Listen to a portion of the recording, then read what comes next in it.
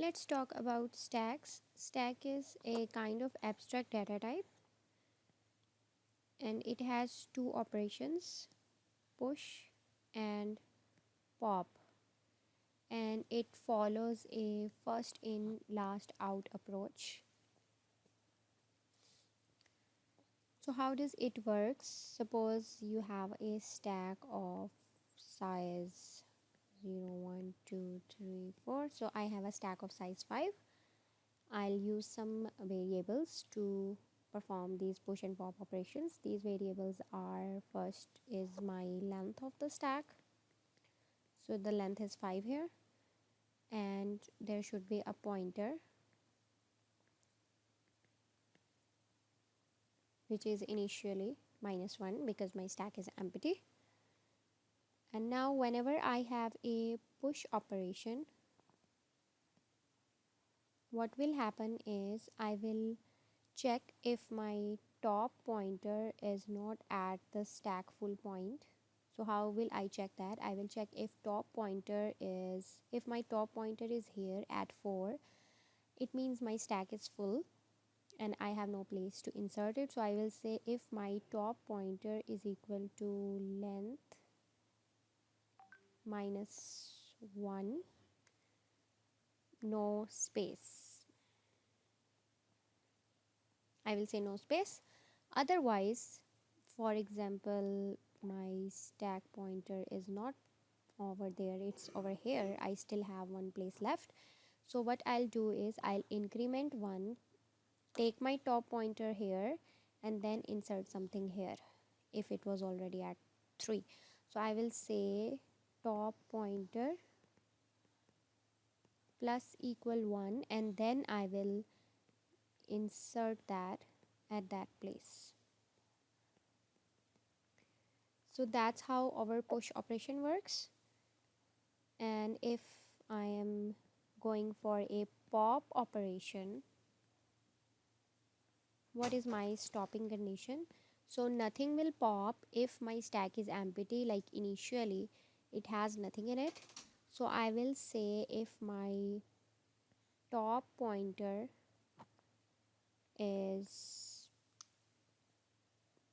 -1, then there is nothing to pop. And otherwise what I'll do is I will use this top pointer as an index to my stack, keep this thing in an item, remove it from the stack, and then I will decrement my top pointer. For example, my top pointer was at 2, I popped something out, then I will bring it down here. So I will say top pointer minus equal to 1.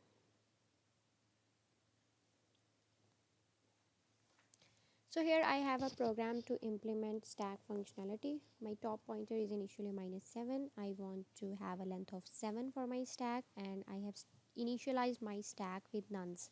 So that's how you can initialize a list in Python for a given range.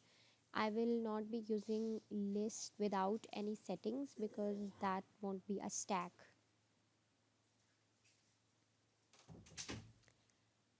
Now let's define our operations. So pop operation does not need any parameter. What it has to check first, where is my top pointer. So if my top pointer is equal to -1, it means print stack is empty,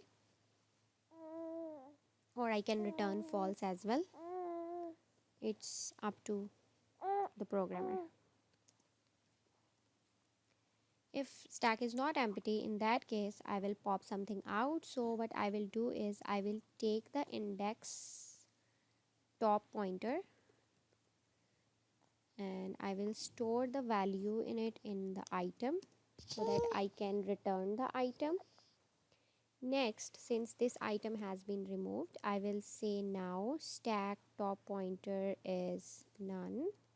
I will remove it from my stack, and I will also decrement my pointer. So it is minus equal to 1.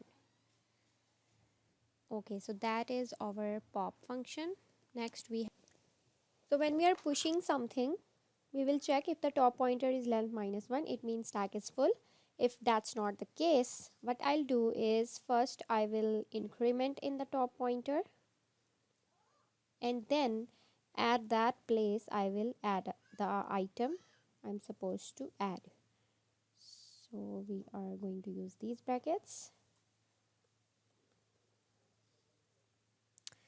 Okay, now another important thing is our top pointer variable is being used in the pop function and also in the push function. So it means it is a global variable. That's called the variable scope.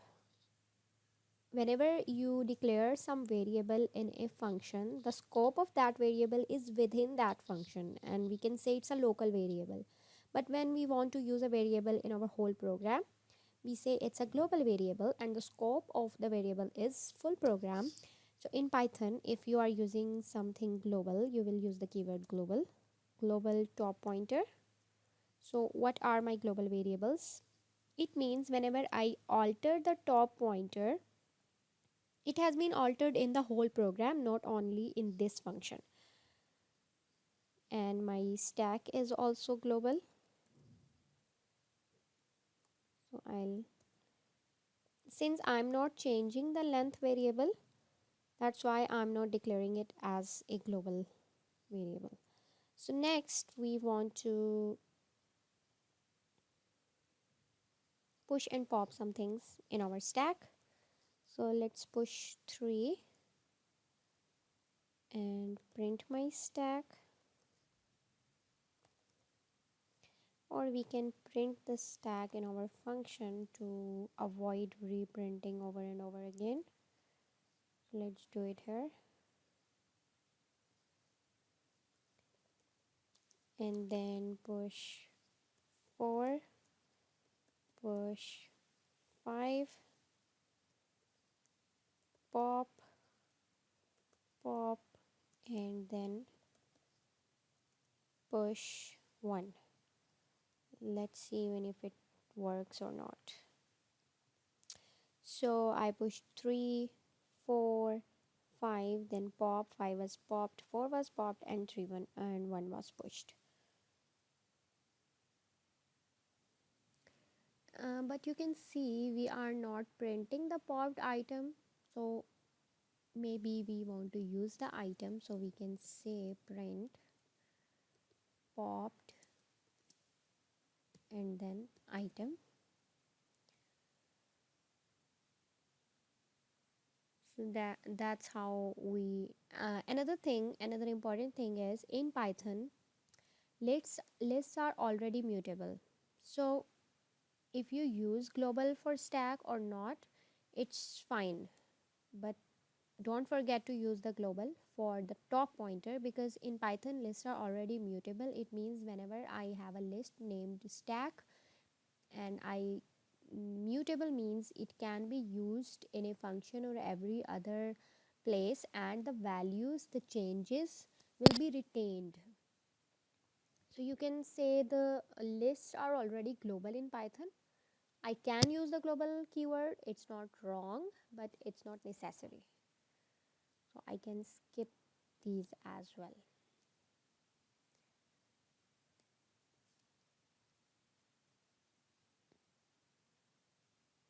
Okay, now let's run it. If something is changed, yes, you can see the list is already with each function call, with each push call, the list was having more elements, and then we popped 5, and in the pop function the stack is the same as it's supposed to be. So it also confirms that lists are already global mutable in Python.